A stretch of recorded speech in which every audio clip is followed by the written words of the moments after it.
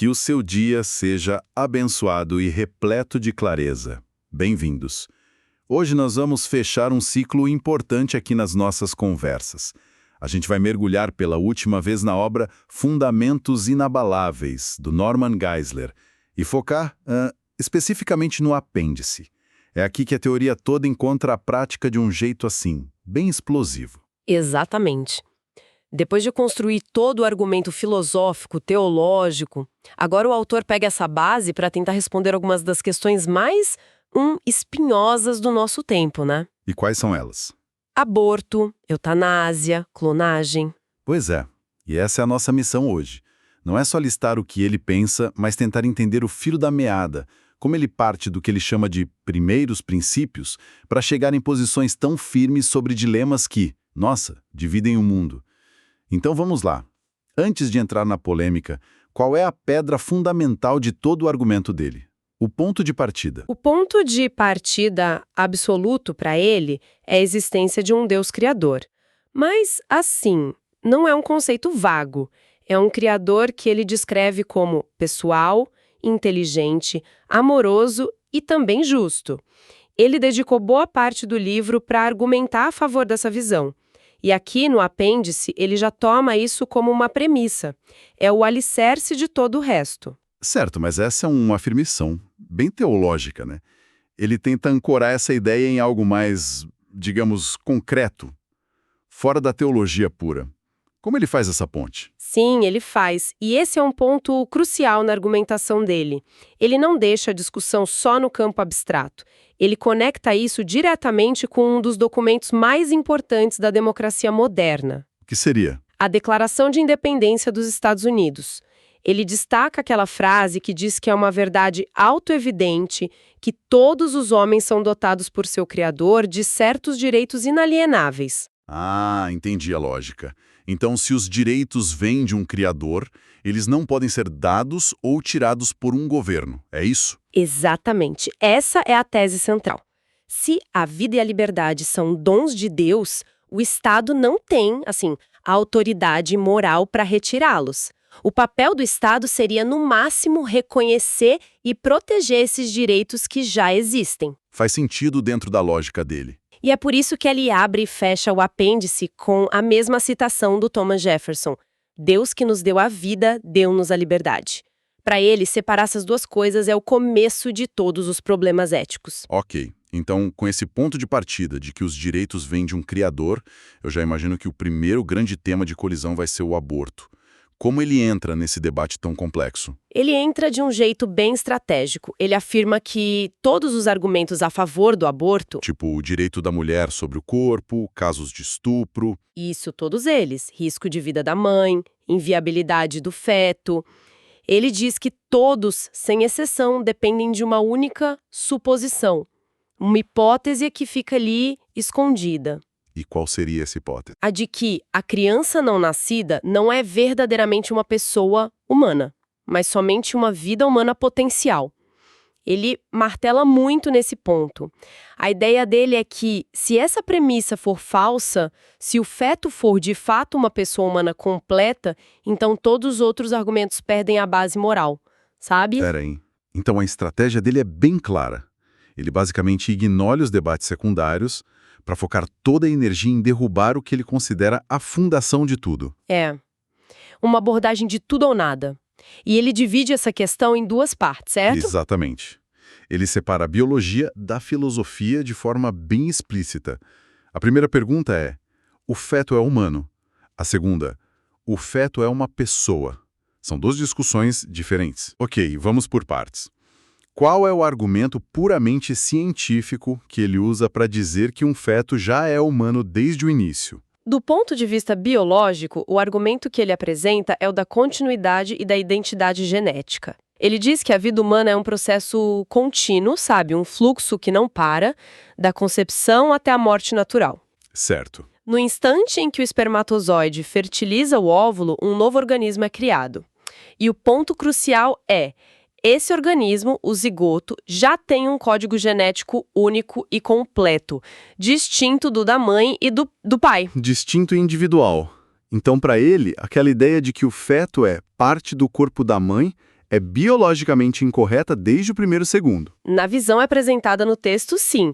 Ele argumenta que o DNA único prova que se trata de um indivíduo separado, que está apenas temporariamente alojado e dependente, mas não é uma parte do corpo dela como um órgão. Entendi. Então, para a primeira pergunta, é humano? A resposta dele, baseada na genética, é um sim bem claro. Não é potencialmente humano, já é um ser humano no seu primeiro estágio. Certo. Essa é a parte biológica. Mas como você disse, essa é só metade da batalha para ele. A questão filosófica sobre ser ou não uma pessoa é aí que o debate geralmente pega fogo. Como ele lida com isso? Ele ataca diretamente o que ele chama de definições funcionais de pessoalidade. O que seria isso? É a ideia de que, para ser considerado uma pessoa com direitos, um ser precisa ter certas capacidades, sabe? Um certo tamanho, nível de consciência, sentir dor, estar fora do útero, ser independente. E por que ele considera esses critérios perigosos? Porque, segundo o argumento dele, são critérios arbitrários. Eles criam uma classe de seres humanos que não são considerados pessoas. Ele questiona, se a dependência for o critério, o que a gente faz com o recém-nascido, que é totalmente dependente? Se for o nível de desenvolvimento, e alguém em coma temporário? Ou pessoas com deficiências cognitivas severas? A linha fica muito subjetiva, né? Exato. Ela pode ser movida de acordo com a conveniência. Entendi a crítica. Mas esses são conceitos muito abstratos. O livro oferece alguma forma mais palpável de entender o peso moral dessa incerteza? Sim, e ele faz isso de um jeito muito eficaz, usando um diálogo socrático imaginário. Um diálogo. Isso, entre um personagem chamado Herodes, que defende a posição pró-escolha, e o próprio Sócrates. No diálogo, Sócrates, com aquelas perguntas dele, leva Herodes a admitir que ele não sabe com certeza o momento exato em que a vida no útero se torna uma pessoa. E a partir dessa admissão de incerteza, o que Sócrates conclui? Ele apresenta o que o autor chama de princípio da incerteza. A analogia que ele usa é a de um caçador na floresta. O caçador vê um arbusto se mexer. Ok. Ele não tem certeza se é um cervo ou se é outro caçador escondido ali. Qual é a atitude correta? Atirar ou não atirar? Não atirar, claro. Exato. A única resposta moralmente segura é não atirar. Porque, na dúvida, você não arrisca destruir o que pode ser uma vida humana. E ele aplica essa mesma lógica ao feto. Se existe qualquer dúvida, a única ação ética seria preservar a vida. Isso, essa é a conclusão do argumento. E essa lógica do princípio da incerteza é bem provocadora. Mas me parece que ele não vê o debate do aborto como algo isolado. Ele enxerga uma conexão direta com outros temas, como a eutanásia, certo? Correto. E aqui está a grande tese do autor, o fio que conecta tudo. Ele argumenta que a permissão para o aborto não é um ato isolado. Pelo contrário, ela abre um precedente filosófico perigoso. Qual precedente? O de que a sociedade pode definir o que é ou não uma pessoa com direitos. Uma vez que essa porta é aberta, ele alega que o mesmo raciocínio pode, e historicamente foi, usado para justificar a eutanásia e até a eugenia. Então, para ele, a base filosófica é a mesma. Exatamente. A ideia de que algumas vidas humanas podem ser consideradas indignas de serem vividas.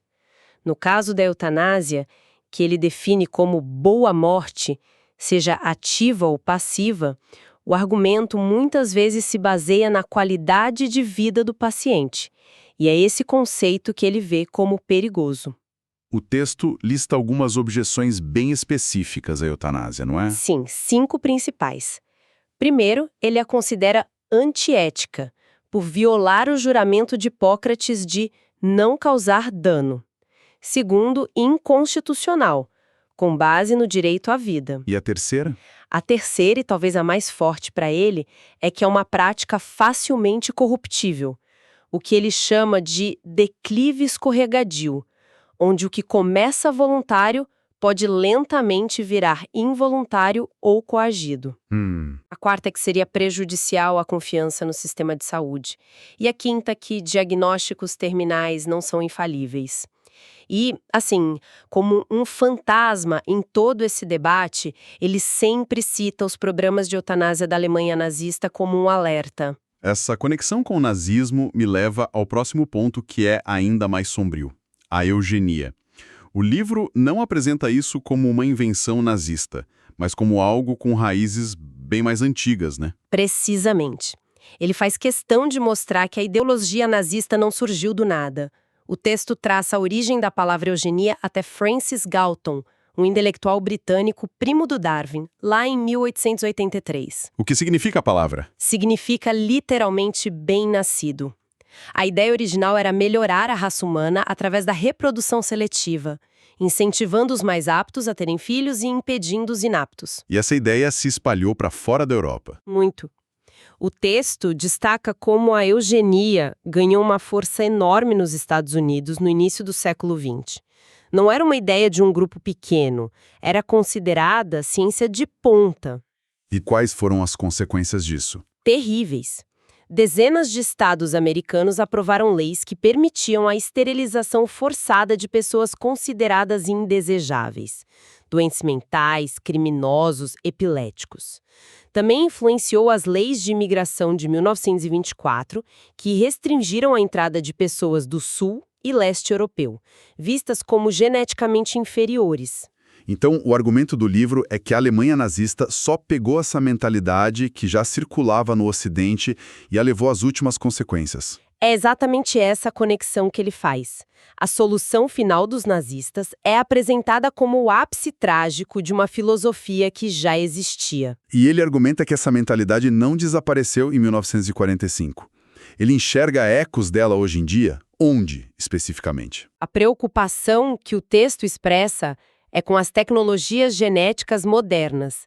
Testes pré-natais que detectam síndromes seguidos pela decisão de abortar são vistos por ele como uma forma de eugenia moderna.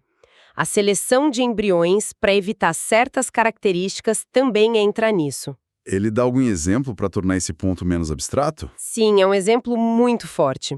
Ele conta a história de um garoto de 15 anos chamado Blaine, com espinha bífida.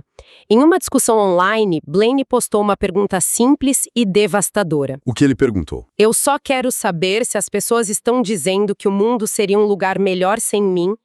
Para o autor, essa pergunta resume o impacto humano e a mensagem cruel que essa mentalidade envia para as pessoas com deficiência. É um ponto de vista muito impactante. Então, a gente passou do aborto para a eutanásia para a eugenia. Onde essa linha de raciocínio termina, segundo o livro? Qual é o passo final? O passo final, o ápice dessa mentalidade de controle, é a clonagem humana. É aqui que a vida, na visão do autor, corre o risco de ser completamente transformada num produto. Ele levanta questões que parecem de ficção científica, como a possibilidade de patentear formas de vida humana. E o mais alarmante para ele, a criação de quimeras, seres híbridos, parte humanos, parte animais, para pesquisa. Isso borraria completamente a distinção do que é ser humano. Para amarrar tudo isso, o livro resume o debate em torno de 4 ideias éticas centrais que ele se propõe a refutar. Poderíamos passar por elas? Parecem ser a síntese do argumento dele. Claro. A primeira é o princípio da qualidade de vida. Como já falamos, ele critica por ser um termo vago e subjetivo que pode ser usado para justificar a morte de alguém. Certo. A segunda é a soberania humana sobre a vida.